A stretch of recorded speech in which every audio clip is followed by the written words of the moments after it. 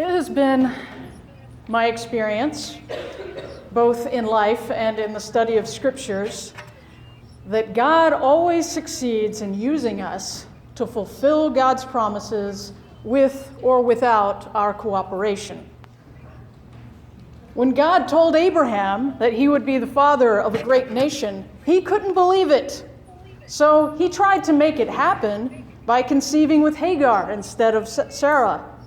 Now God used Hagar's son Ishmael as well, but through the birth of Isaac, God declared, "Not by your will, but mine."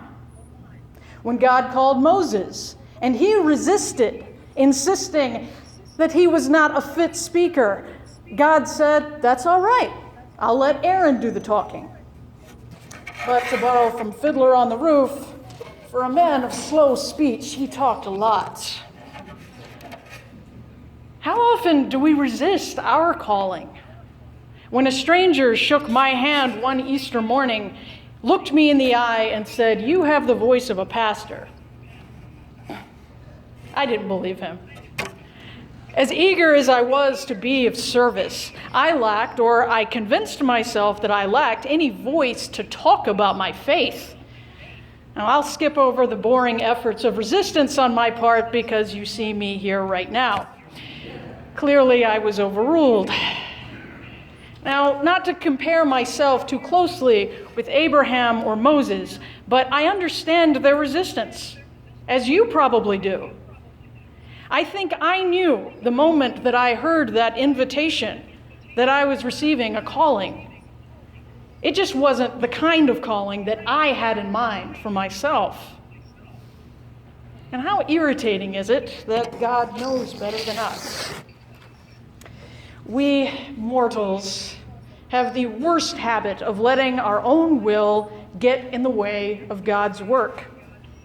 Every week we pray the Lord's Prayer with those fateful words, "Thy will be done." Now, if there's a lesson to be learned from Zechariah and Abraham and Moses and countless of other voices who resisted God's will be done anyway. But somehow that's never stopped us from trying to resist. "Thy will be done" is an act of surrender, and it's always worth it. For Zechariah, like so many of the chosen, surrender did not come easily. And also, like so many, his resistance had little to do with his faith and everything to do with his fear, his pride, and his loss. Now, this was a patriarchal society. For anyone, the birth of a son meant that the father's legacy would continue. The order of Abijah, the priestly order in which Zechariah belonged, was hereditary. Custom said that Zechariah's son should have his name and take his place in the temple. It was a great honor. So it was at a huge personal and familial loss that Zechariah surrendered that legacy. I wonder if that's the reason for his resistance.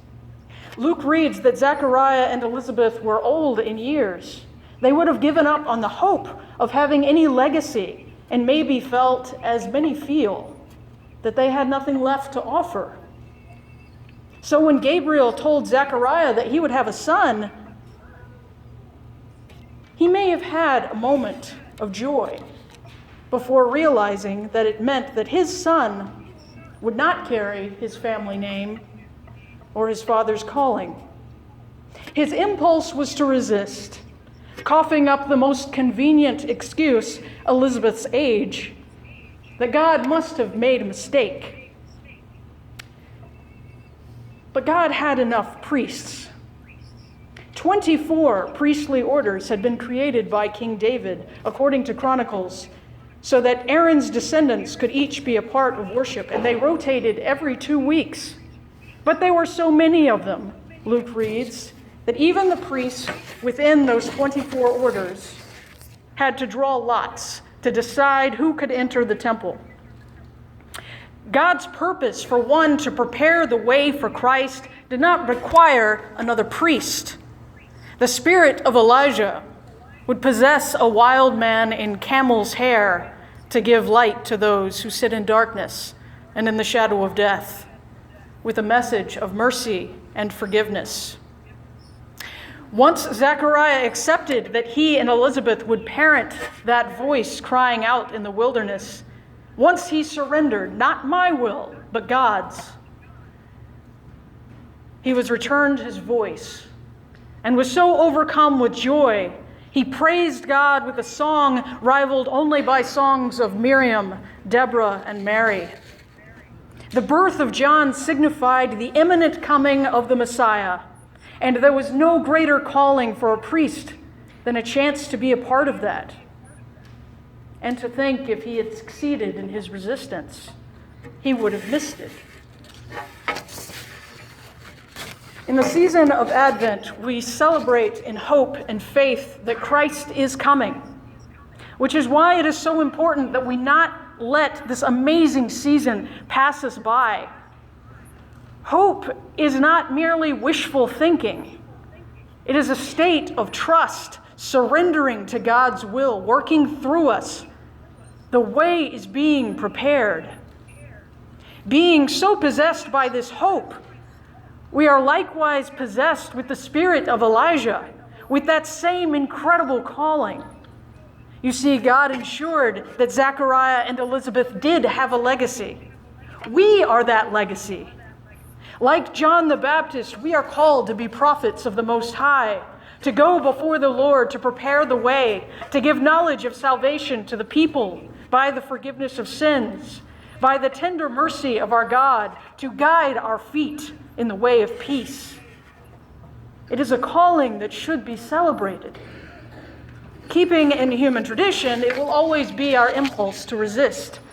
After all, we are created in God's image, and that image can give us the false confidence that our own will can supersede the will of God. There is nothing more terrifying than surrendering our own will. Sometimes I wish the Spirit would strike us all mute. We all talk too much, especially pastors. But there are only 4 words we ever need to utter. Thy will be done.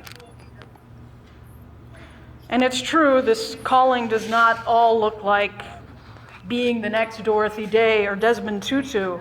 And we like to use that excuse to hold ourselves back. But giving light to those who sit in darkness can be as easily as giving a kind word to a passing stranger, a day of volunteering to serve pancakes at Grace, or go to the Welcome Center to help the asylum seekers. It can be by going to work every day and carrying on with the example of integrity, or by inviting a friend to worship, or by devoting your life to the care of your spouse. Or maybe, like Zechariah and Elizabeth, to be a parent.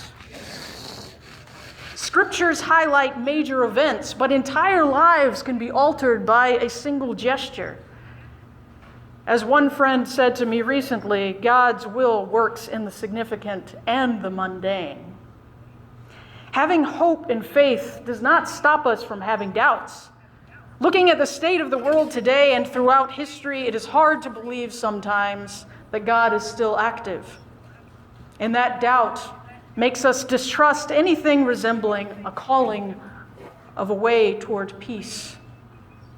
Nonetheless, we have been called to prepare the way, called to be conduits for God's will on earth, called to surrender our own will. The song that we are going to sing this morning was written by Robin Mark in 1994. He was reflecting on the then recent massacre in Rwanda. And for a moment, he doubted in God's promise, believing perhaps God had given up on all of us. And for a moment, he considered abandoning his own calling. But instead of giving in, he wrote this song, Days of Elijah. And of it he wrote, "How do you express this sense that these might be days not of failure and submission, but of the sort of resilient, declaring, even arrogant trust and hope, that Elijah had in his God. That these are not days of God stepping back and allowing the world and the church to roll uncontrolled towards eternity, but rather days when God is calling on the people to make a stand, to offer right praises, and to declare that God is totally in control. So let me now invite you to rise as you are able for one final Advent celebration of this season and sing in praise that we are all instruments, albeit rusty instruments, of a God who keeps promises. And what a tremendous calling it is that we get to be a part of those promises with or without our cooperation.